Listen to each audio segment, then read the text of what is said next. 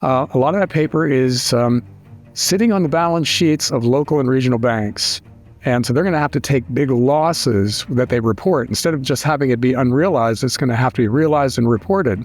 That's going to scare their depositors who pull their money out, and that's going to bust a lot of these banks. We'll have runs on a lot of local and regional banks, which spread to the other local and regional banks. This is Kaiser Johnson with Liberty and Finance, and these are the Miles Franklin Weekly Specials for November 11th through November 18th, 2024, while supplies last. First, we feature backdated 1-ounce silver Austrian Philharmonics at just $3.09 over spot per ounce. We also feature the limited edition 2024 1-ounce gold UK Lion and Eagle coin at just $99 over spot per ounce. To order our specials or any of the many other options we have available, call us at 1-888-81-LIBERTY. That's 1-888-815-4237. We're available after hours and on weekends, and we look forward to speaking with you.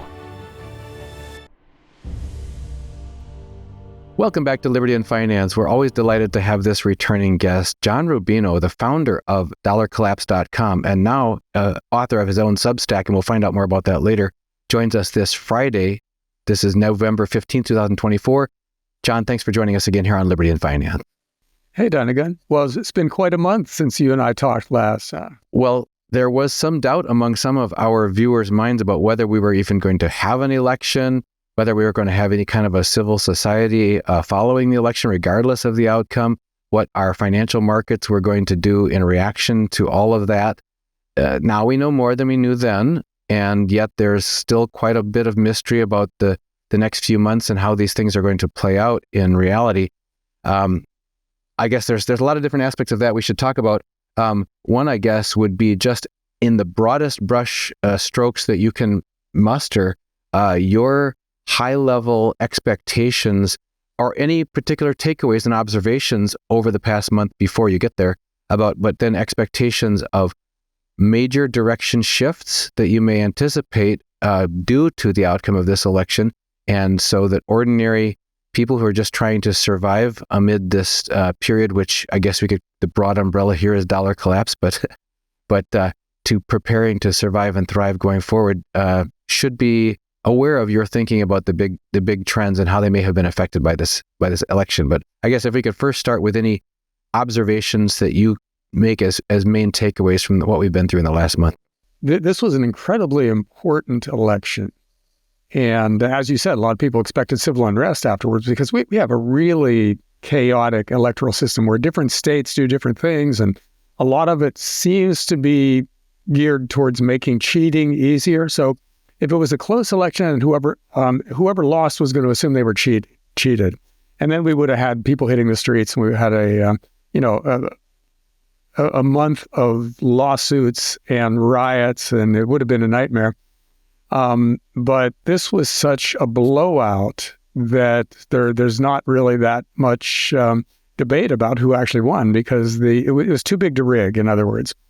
Now, the import of this result can't be overstated. It's immense because for the past 3 years, we have had an open border and letting millions, if not tens of millions, of people, completely unvetted people into the country, a lot of whom were military-age men, also a lot of whom were unaccompanied children who got sent right into this sex trafficking system that we have in the U.S. So that was a nightmare. We were also blundering into World War III, where, potentially we had 3 different flashpoints in the world, China, Iran, and Russia, where we could, on any given day, be in a shooting war, which could metastasize into something else.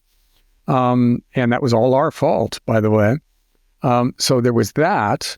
And then we were drifting into authoritarianism, where censorship seemed to be the policy of the establishment. They wanted to stamp out any kind of dissenting speech. So we were drifting into that kind of a dictatorship. Now, post-election, that's all mostly gone. We're probably going to manage our geopolitics better.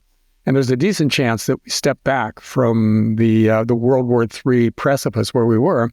The border is probably going to get shut down and controlled. And censorship is less likely now in most areas of public discourse. So we're not going to become a dictatorship in the short run. So all of that is taken care of. And I think the financial markets, we're looking at all of those things going into the election. And that's part of why gold went up the way it did. And part of why there was an expectation of the Fed easing aggressively because they didn't want to be tight going into World War III and all the rest of this stuff.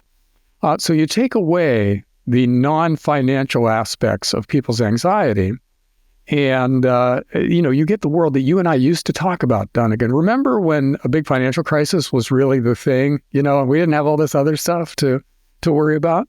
And there's a chance that we're heading back into that kind of world, only with the financial crisis much, much worse, because we've, in the intervening 5 years, taken on immense amounts of new debt. So, there are no guarantees about anything, but it looks like a lot of the other stuff we were worried about is going to be backburnered new.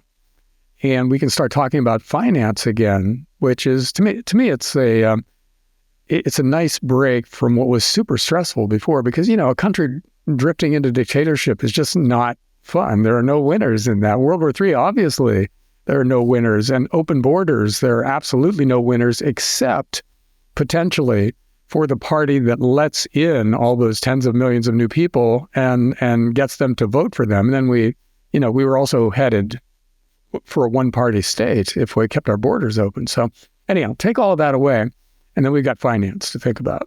And finance is basically where it was before, only worse. We're taking on immense amounts of new debt. There's absolutely no way to control government spending, even though the new administration is going to attempt it. But interest costs on the government debt is now bigger than the military budget.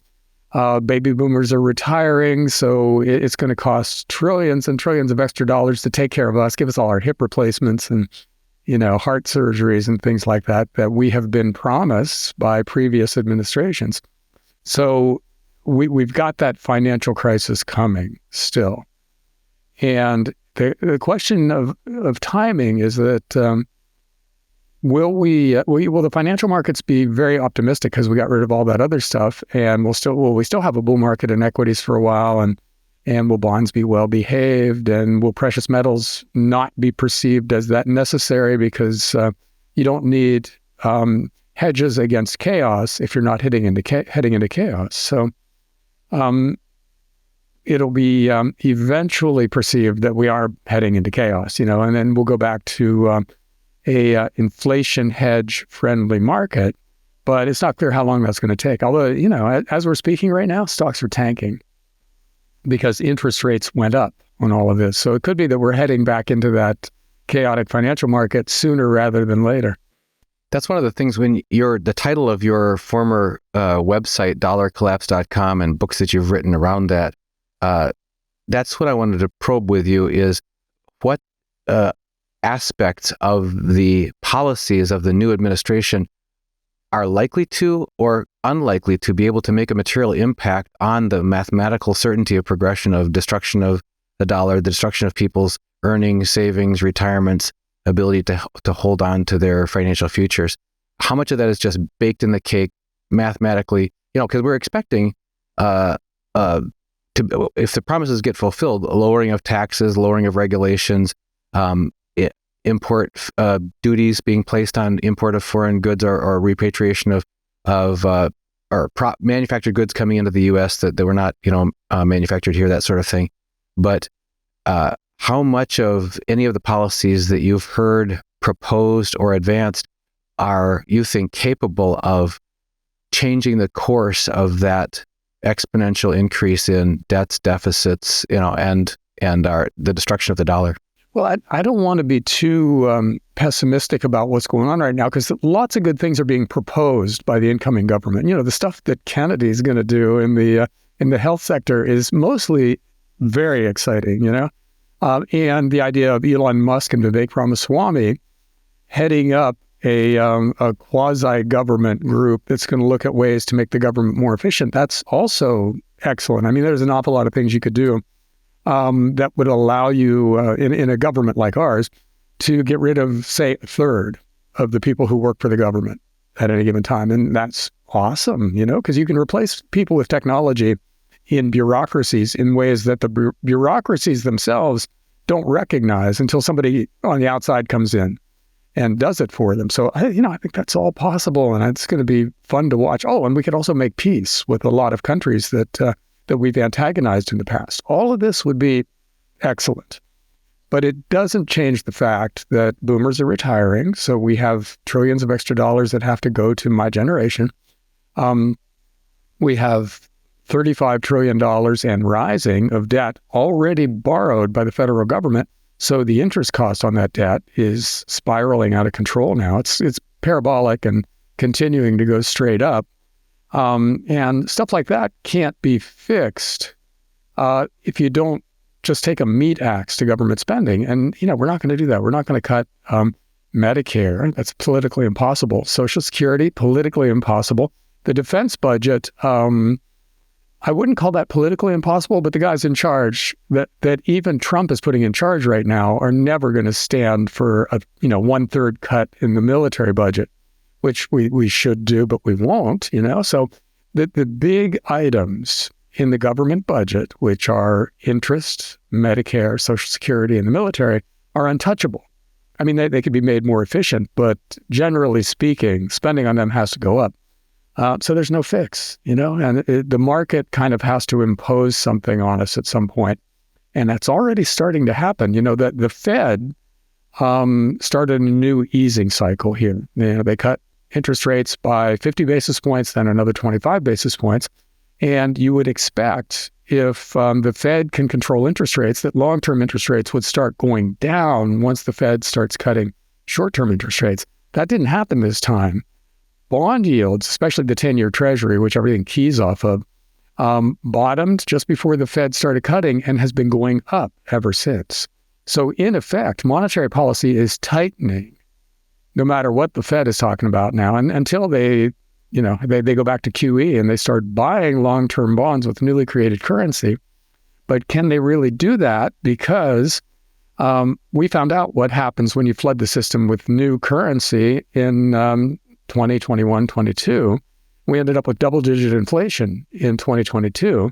And people know that's possible now. It's in short-term living memory for most of the country.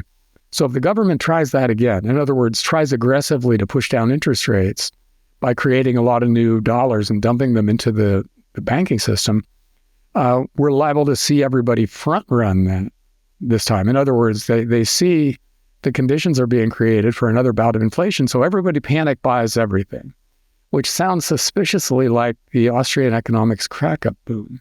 So we'll see. We don't know for sure that that's the way it's going to play out, but there doesn't seem to be another scenario in which the Fed aggressively tries to get a grip on interest rates.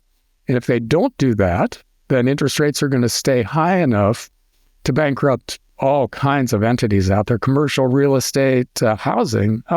We could spend a whole show just on what's happening with housing right now because it's already pretty much frozen in the U.S. because house prices are unaffordable for the average person. So hardly anybody can buy a house now. And you need either falling house prices or falling mortgage rates. Well, if we don't get falling mortgage rates because bond yields are going up and that's pulling mortgage rates upward, then nobody's going to buy houses. And we're seeing a lot of new inventory come onto the market right now. So if that inventory has to sell, which a lot of it will have to sell, it means house prices have to tank. So there's one recessionary indicator right there, Housing is frozen, house prices are going to tank. And you can look around at other parts of the economy and find similar stories where an awful lot of things are pointing towards a recession unless interest rates plunge from here. And the only way to make them plunge is to risk another bout of serious inflation and all the knock-on effects that implies. So we're kind of in that box, Dunnigan, where the Fed has no way out and they can only choose one crisis or another. There's no organically growing,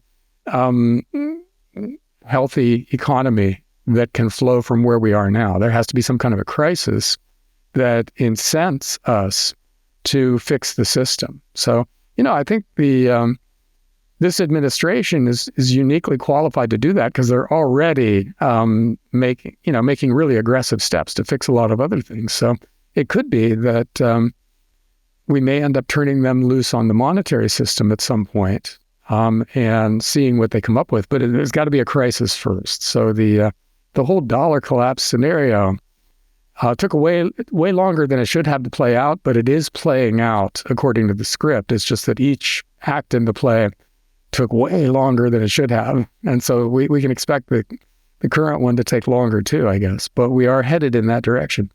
One of the several points you brought up, a lot of good points I wanted to follow up on.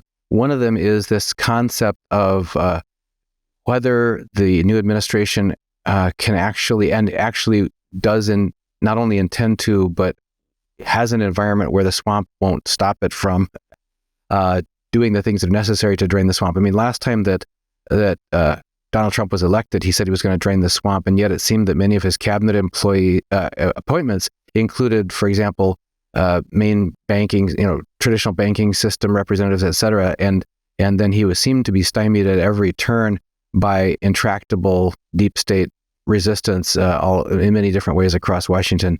Do you have any reason for optimism at this point relative to last time, that either from the actual appointments you're seeing starting to happen, or from the environment in which we are currently operating versus where we were 8 years ago, that make you have any greater hope that he'll be able to make meaningful changes and not just be stonewalled and dragged down by the swamp again?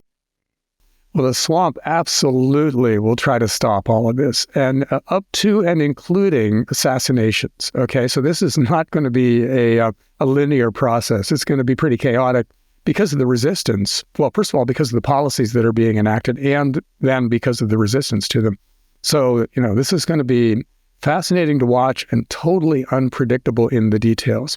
Now, having said that, this Trump administration is like night and day different from the previous one. He didn't think he was going to get elected first time around, so he didn't have any kind of a transition team in place.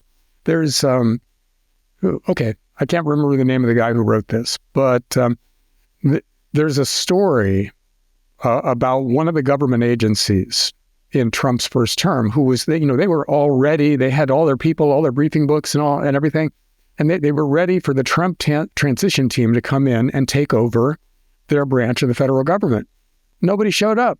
And then eventually one guy came in, and all he wanted to talk about was how they could cut spending in that agency. So that was the Trump administration 1.0.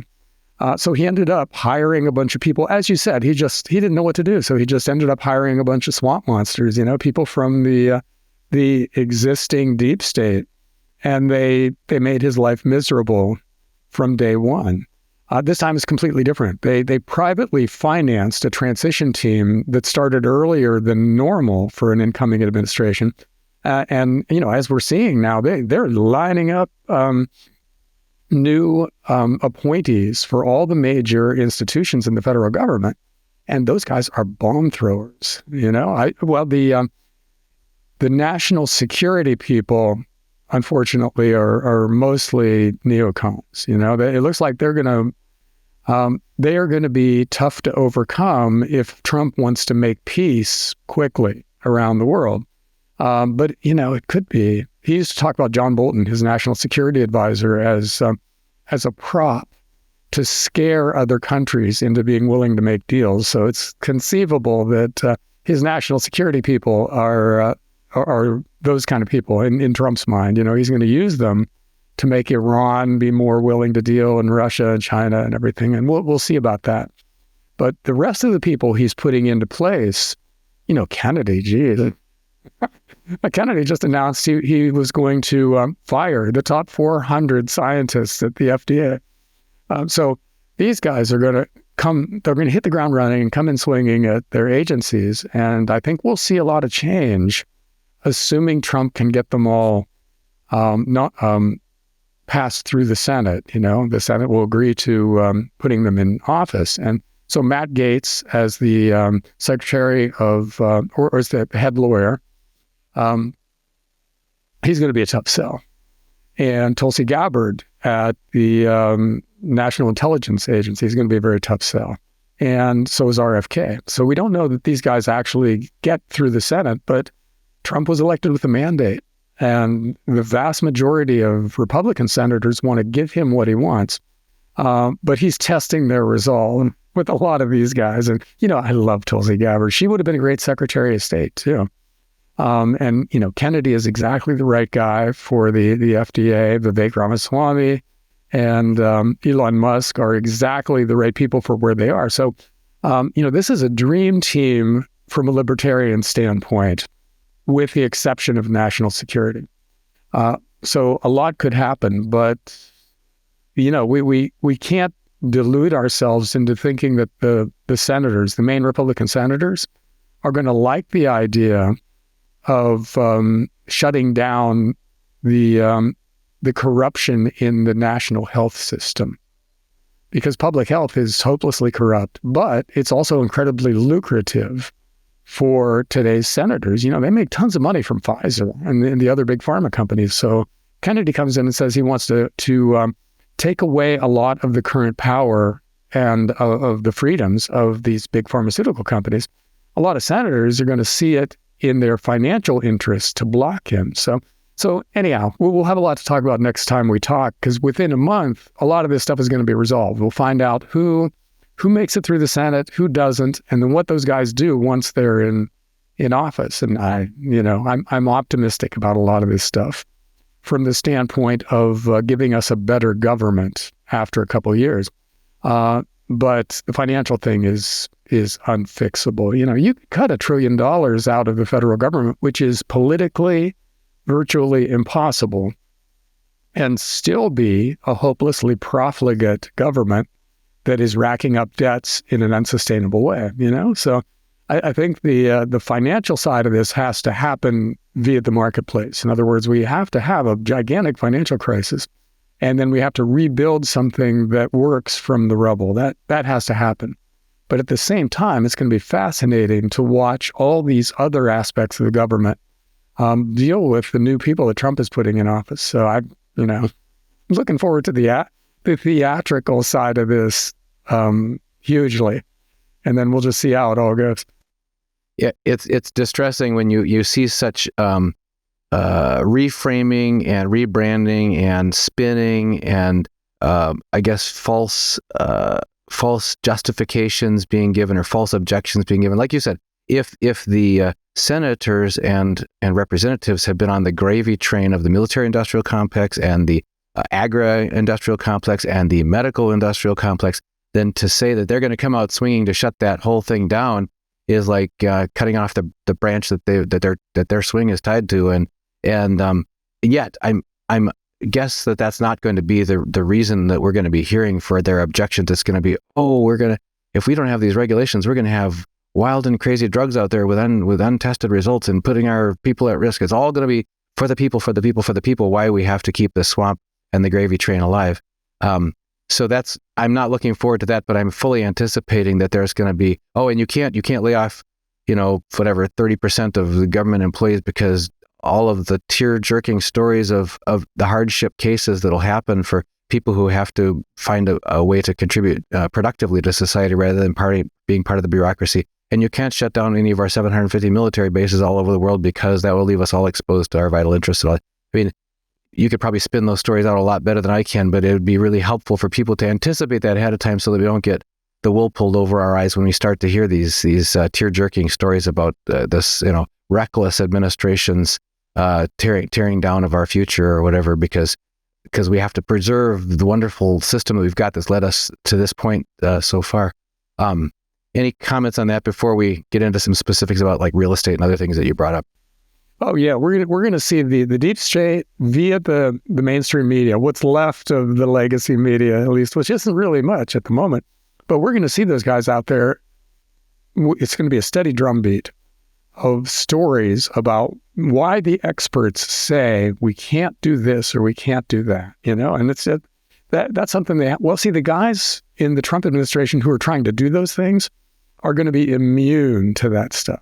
But will the senators and congressmen, when they're hearing stuff, I saw this on CNN and I don't want it to happen because they said it was going to be terrible. The congressmen and the senators who are going to have to fund it and allow it to happen are going to be under a lot of pressure. So we'll see. This isn't going to be smooth. I mean, revolutions are very seldom smooth. And what the Trump administration and the people he's putting into place are talking about is a legit revolution. I think an example, actually two examples that we can learn from are Argentina, where Javier Milei just went in, he laid off 70% of the government, just fired him, and now Argentina is running a surplus, which for them is just, that's a banana republic or a former banana republic. And they've got better finances in terms of annual budgets, inflow and outflow, than any major country other than Russia right now. And then the other one is El Salvador, where that guy just went in and he rounded up all the gang members out there. The country was plagued by gangs. So he just rounded them up, put them in gigantic prisons, which, okay, there's an authoritarian side to that probably we don't want to emulate, but that kind of resolve, getting results that quickly is fun to watch. So that kind of attitude is something that Trump's people will have to have, and then Trump will have to back them up because it's not going to be pretty. And Trump will have to deal with a lot of the blowback, in his press conferences, he'll have reporters standing up and saying, so-and-so from the FDA just lost their house because they got laid off and, that kind of thing. And their two kids they have to be pulled out of school and, they're going to have to move back to Kansas to be with their grandparents, stuff like that. And Trump is going to have to deal with it.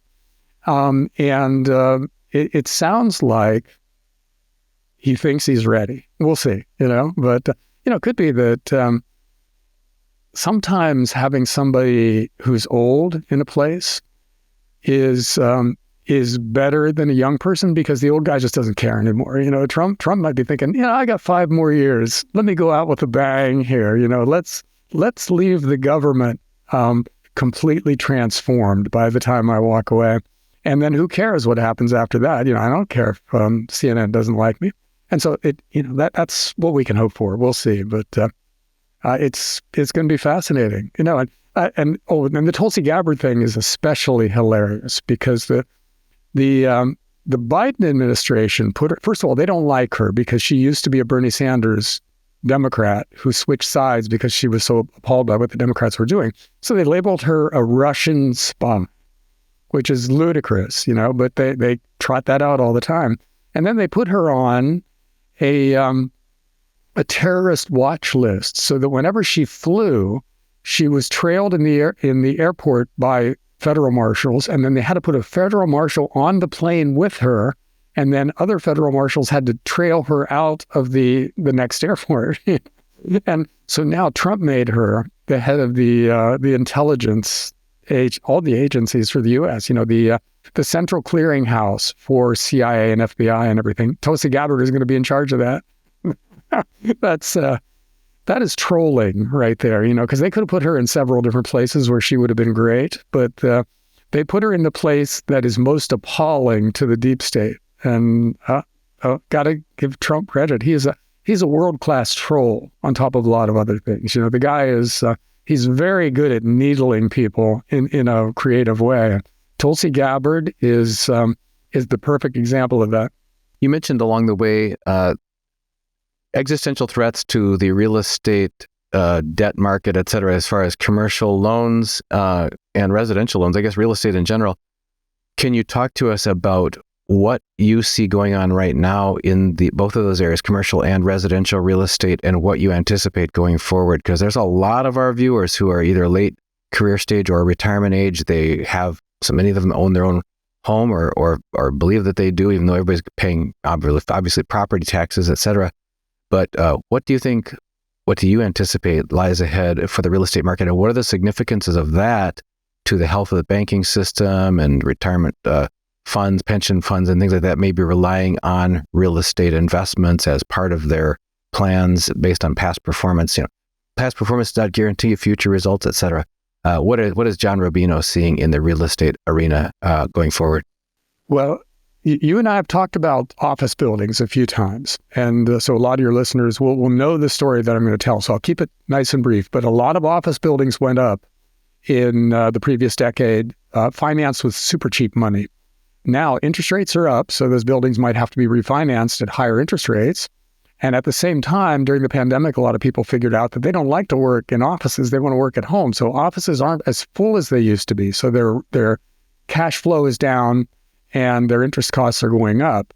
A lot of these buildings just can't make it. So they're going to be either going to declare bankruptcy or they're going to be sold at much, much lower prices, both of which produce losses on the paper that was taken out in order to build these buildings. So a lot of that paper is sitting on the balance sheets of local and regional banks.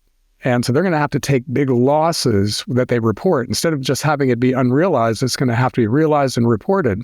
That's going to scare their depositors who pull their money out, and that's going to bust a lot of these banks. We'll have runs on a lot of local and regional banks, which spread to the other local and regional banks.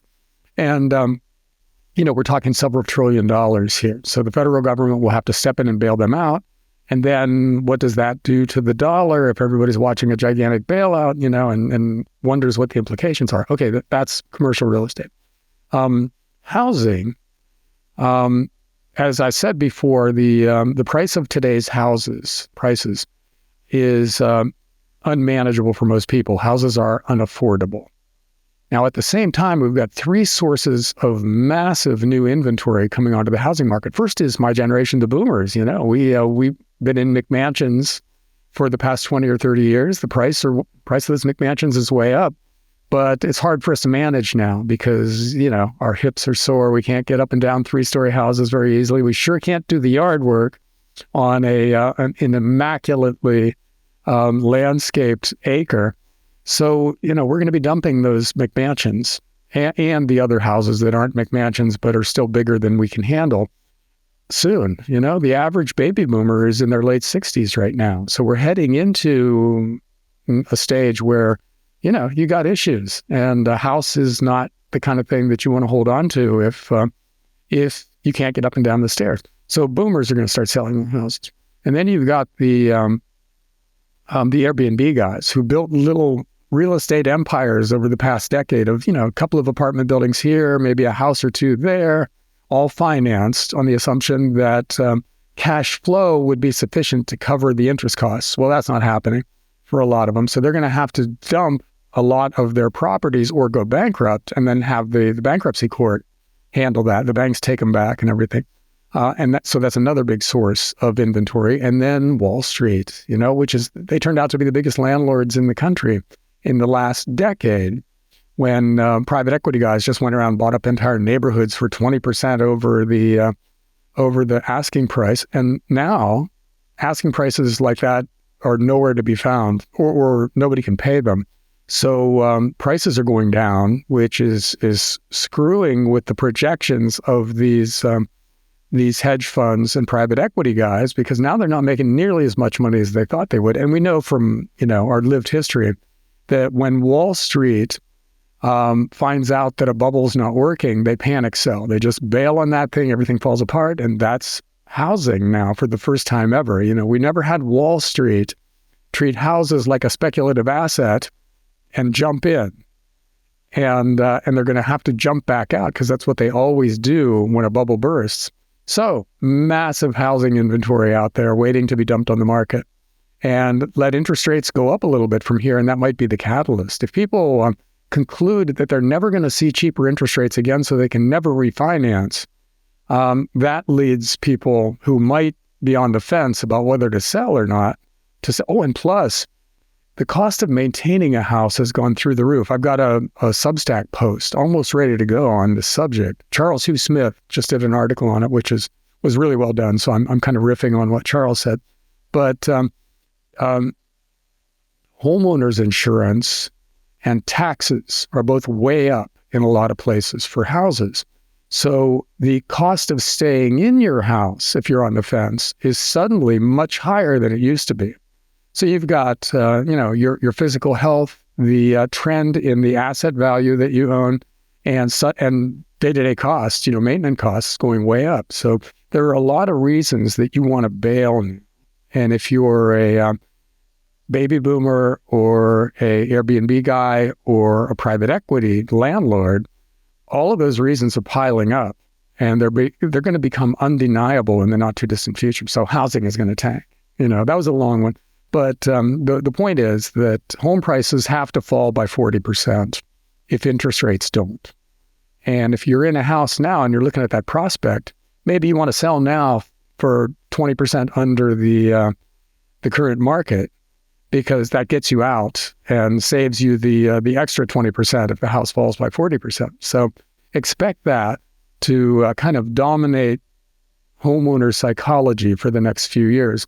And it'll be fun to watch if you're in the market for a house. Like, we're thinking about buying a house for one of our kids.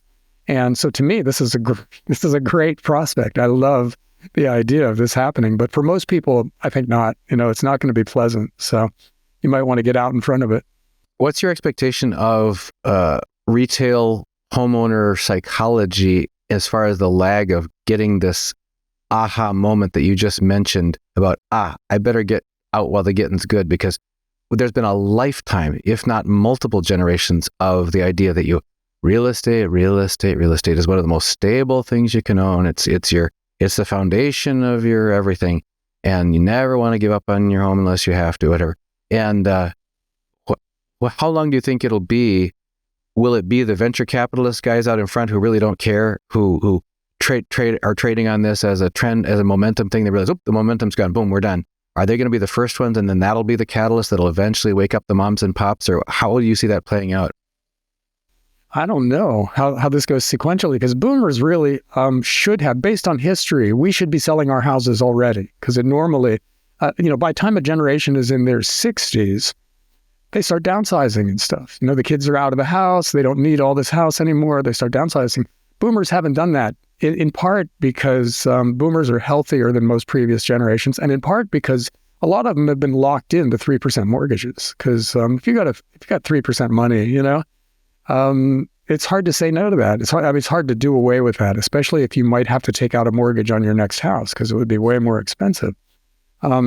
So boomers should have done it already. Airbnb guys, you would kind of think that as soon as mortgage rates went up, that they would be selling, because the calculus through which they determine their cash flow has been changing. So I don't know.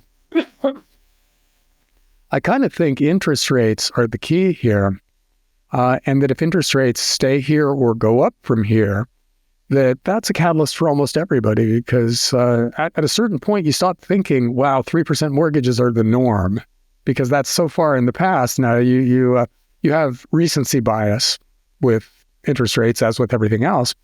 And if a mortgage is 7.5%, and it has been more or less for the last 2 years, then that's normal. And so you think that your costs, you're never going to be able to refinance if you're a hedge fund or a Airbnb guy. So maybe you think, well, screw it, let me out. And there's no way to know how this happens sequentially, who starts. But once somebody starts, any of those three groups are big enough to move the housing market, start prices heading down. And I have a friend who's a real estate manager in Arizona, and he just emailed me the other day saying that, they're getting a lot of properties for them to manage, people who want to put their houses up for rent.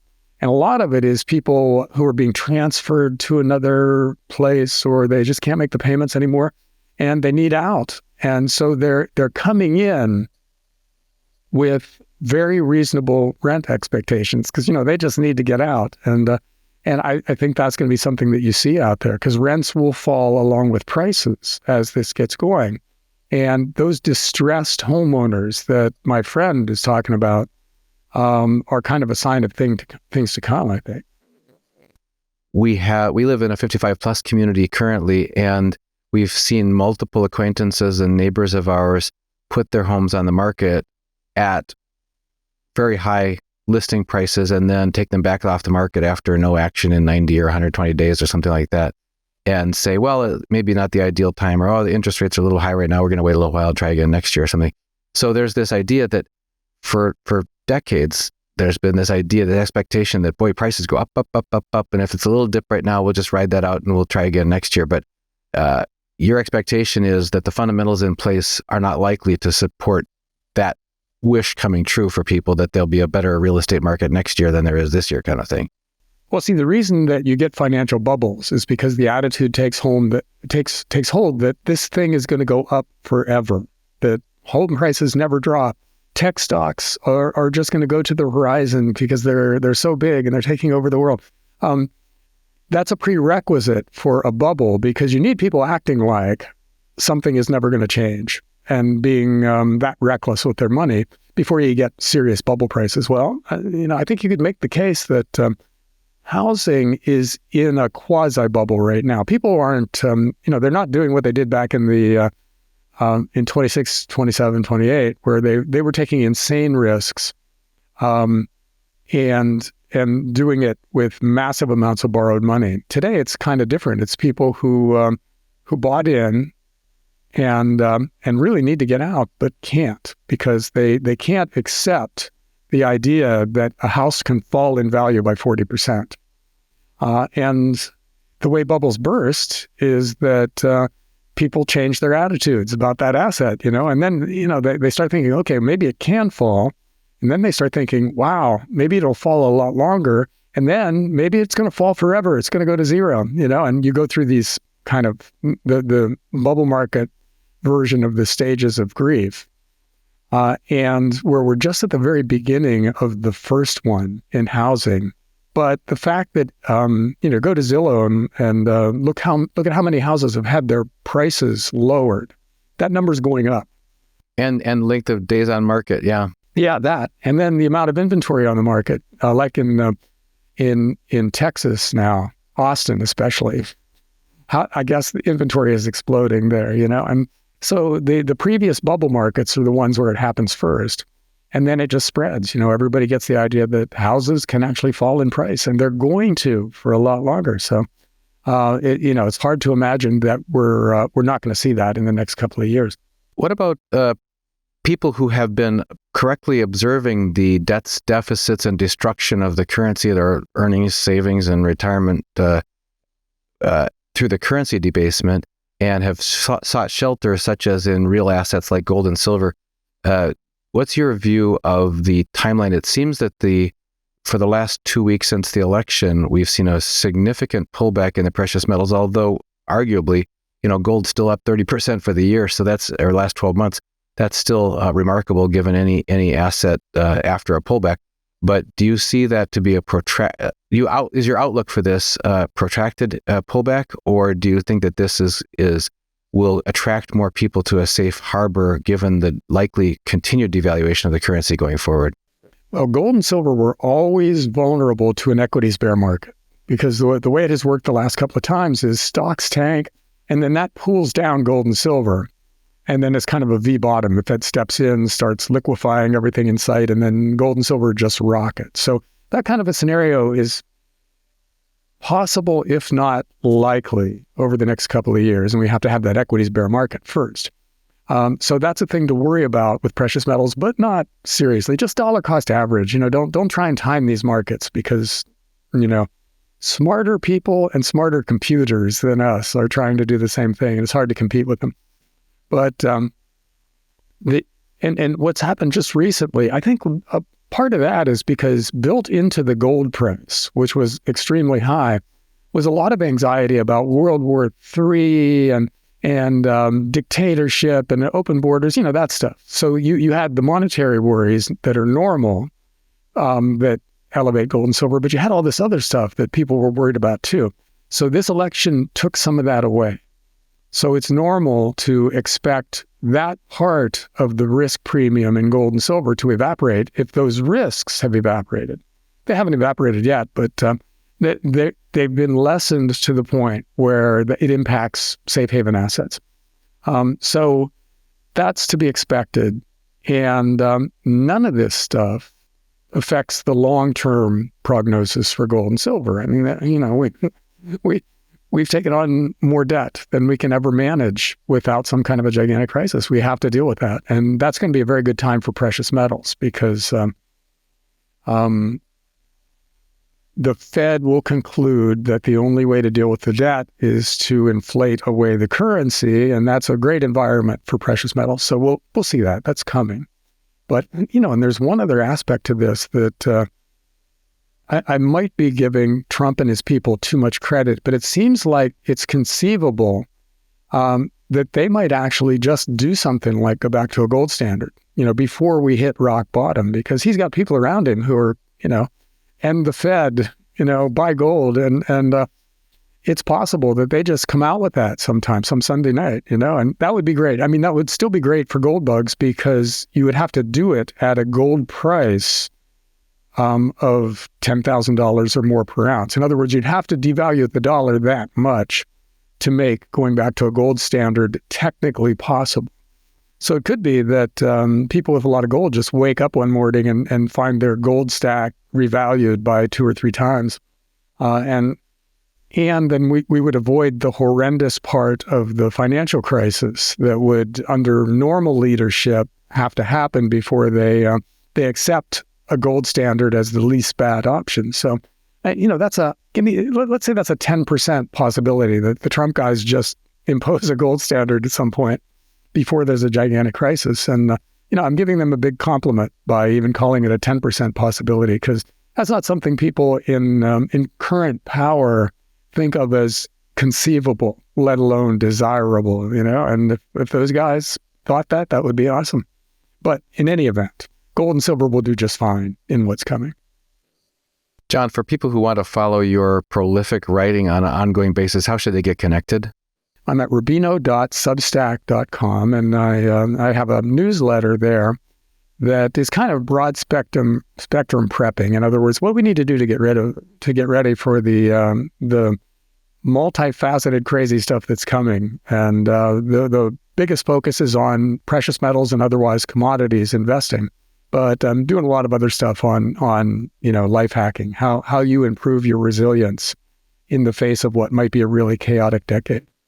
Well, we're always grateful for your presence here with us. It's been, frankly, very refreshing and eye-opening over the years. And I'll speak for myself first, but on behalf of all of our viewers and subscribers, that we deeply value your visits here with us, and look forward to our next time we can have you back on Liberty and Finance. Thank you, John.